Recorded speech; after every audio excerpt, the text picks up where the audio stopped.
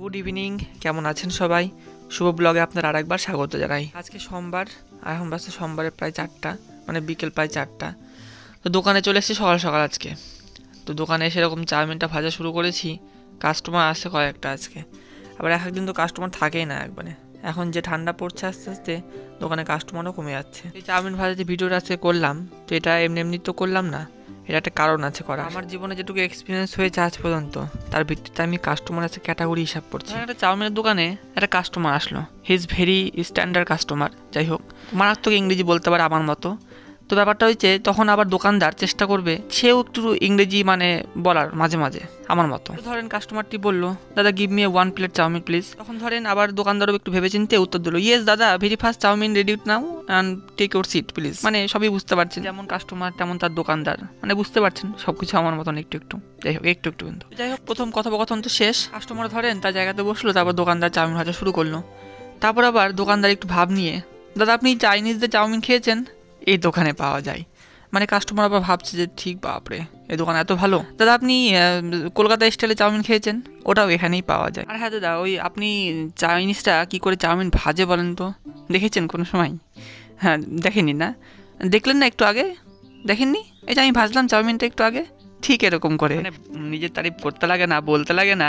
তা আমি বলছি, এই যে ধরেন আমার দোকানটা হলো না মোটামুটি 2 বছর, তো হ্যাঁ আমার কাছ থেকে ওরা শিখেছে, মানে চাউমিন ভাজার স্টাইলটা আমার কাছে শিখেছে। তো যাই হোক, এরকম করে যুদ্ধ চলতে থাকে। শেষমেশ জয়ী হয় যে ধরেন যে প্রফেশনে আছে সে সম্পর্কে তার জ্ঞানটা একটু বেশি। তো অবভিয়াসলি জিত তো তারই হবে, মানে আমারই হবে।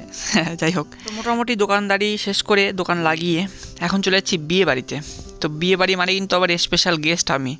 তো স্পেশাল গেস্ট বলে কথা, আমাকেই স্পেশালভাবে নিমন্ত্রণ করেছে।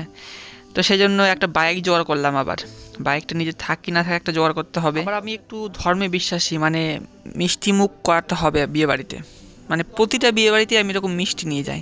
গিফট তো থাকেই, কাচের বাটি টাটি থাকে। যাই হোক, মিষ্টি আমি মাস্ট নিয়েই যাই বিয়ে বাড়িতে। তার আমি একটু ধর্মে বিশ্বাসী, তো খুব মানি এসব ব্যাপার। আবার তো বললাম যে দোকানে গিয়ে, যে আপনার দোকানে সবচেয়ে যেটা দামি মিষ্টি, সেই মিষ্টিটা প্যাক করেন 100 পিস। ওরা তো শুনে হতবাক হয়ে গেল, 100 পিস? কারণ যে না, 100 টাকার। যাই হোক, অনেক টাকা আছে আমার। তো যাই হোক, মিষ্টি নেওয়ার সময় অনেকটা আবার করতে লাগবে, টুপি টুপি দেখে নিলাম ঠিকঠাক আছে কিনা, কারণ 100 টাকা চলে গেল, অনেক দুঃখের ব্যাপার। তো যাই হোক, অবশ্য কাচের বাটি টাটি আছে, ওগুলো তো আবার অসুবিধা নেই, পুষে যাবে। তো যাওয়ার সময় এই বিয়ে বাড়িটার দিকে তাকালাম, সদ্যর হয়ে যাওয়া বিয়ে বাড়ি, বিশাল প্যান্ডেল ছিল। তবে ওরা হয়তো ভুলে গেছিলো একটা স্পেশাল গেস্টকে, মানে আমাকে নিমন্ত্রণ করতে। আমি এত বড় একটা কন্টেন্ট ক্রিয়েটার তাও। তো যাই হোক, বিয়ে বাড়িতে এসে আবার খেতে বসে গেলাম সঙ্গে সঙ্গে। আমি আবার দেরি করা পছন্দ করি না বিয়ে বাড়িতে এসে, মানে খাওয়াটা আগে, তারপরে গল্প গুজব হবে, কথাবার্তা দেখাশোনা আলাপ আলোচনা হবে। তো প্রথমেই পড়ে গেল লেবু। তো এক্সপেক্ট করেছিলাম আরও অনেক কিছু থাকবে, তো নানপুরির আশাটা করেছিলাম, তবে নানপুরি তো নাই, দেখছি বেগুনি চলে আসলো। তো যাই হোক, যেটাই দিচ্ছে খাই।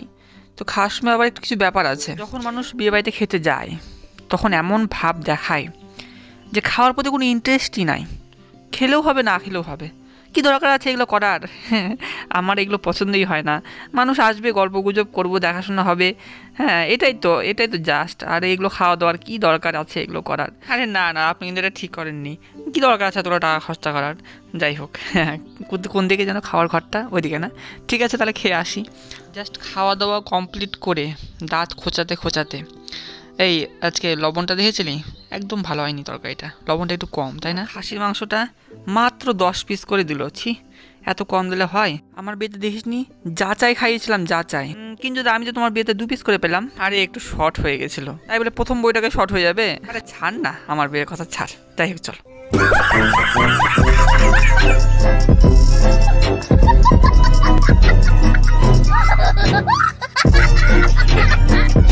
আজকের এই ব্লগটি এখানে শেষ করছি। সবাই সুস্থ থাকেন, সাবধানে থাকেন।